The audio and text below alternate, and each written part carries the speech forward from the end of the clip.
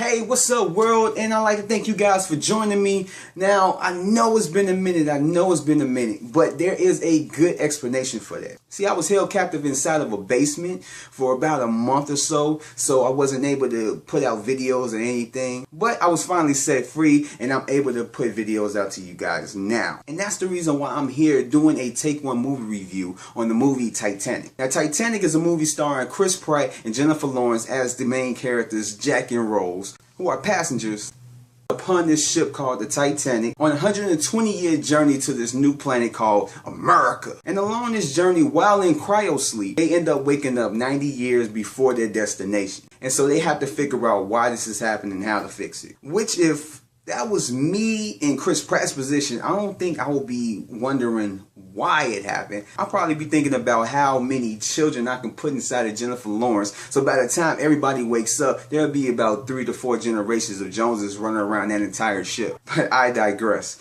before it starts to get a little bit creepy.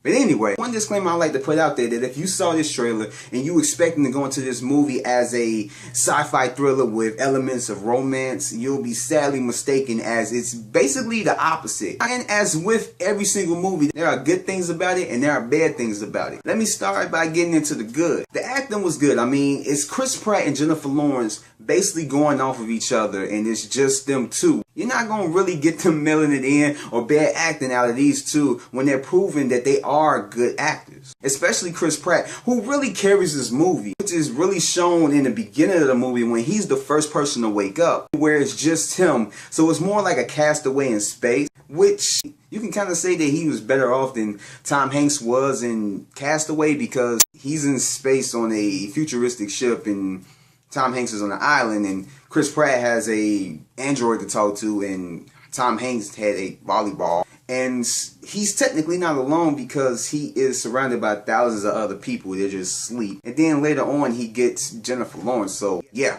he's way better off than Tom Hanks was. But in this scene, it's like you're intrigued by it. It's like you want to see more of just Chris Pratt on his own, trying to figure out things and trying to pass the time and figure out how to get himself back into sleep so that he's back on track with waking up with everyone else once they get to this planet. And then it suddenly comes to a halt when Jennifer Lawrence wakes up, and then it's like you kind of like want more of that, but only for a short amount of time, because once you get to know Jennifer Lawrence's character and then you start to, you know, see the chemistry between the two, it's like you kind of forgive that and you get more interested in this relationship that's building up between these two characters. So it's actually pretty cool once all that happens. One of the things I liked about it was the visuals. The visuals were so good, even just from how they made the ship look, even to the practical effects of the environment, to where as you're watching it, you're sitting there wanting to be on that ship and explore. But like I said, that's the good. Here's the bad.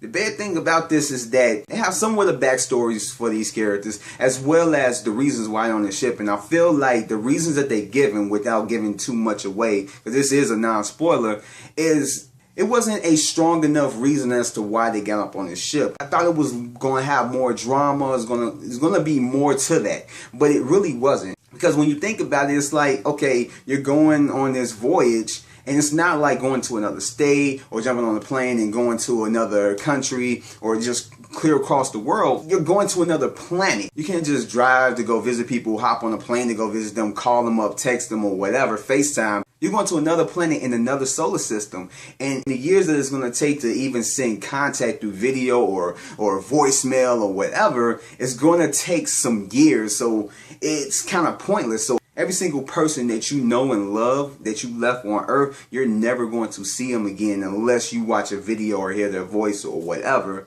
that you have with you. So I feel like their reasons for coming upon this ship wasn't really too convincing. I guess you can chalk that up as a nitpick to mine, but it really kind of bothered me and stood out to me a whole lot throughout this movie. As well as this movie was really choppy in the parts where time was supposed to be a big factor. Because of course they're spending like a lot of time just by themselves, so it has to cut the time. But I feel like they didn't do a good job of orchestrating how much time had passed from the first time that they showed them to whatever the scene is taking place at this particular moment. it was just kind of jumbled up. So by the time they mentioned that, oh yeah, this amount of time has passed, it just kind of catches you off guard. And again, that could be chalked up as a nitpick, but to me, it just kind of stood out. So I find that as a negative of this movie. This other thing that it's kind of like 50-50, but this movie itself, without giving away too much, every single movie has 3 acts. You have the first, second, and third. And in this movie, all 3 acts are different. The first act is more like a castaway in space, like I was saying. Then the second act is more like a romance. And then the third act is a full-fledged sci-fi thriller. And I feel like it didn't flow together like it should have.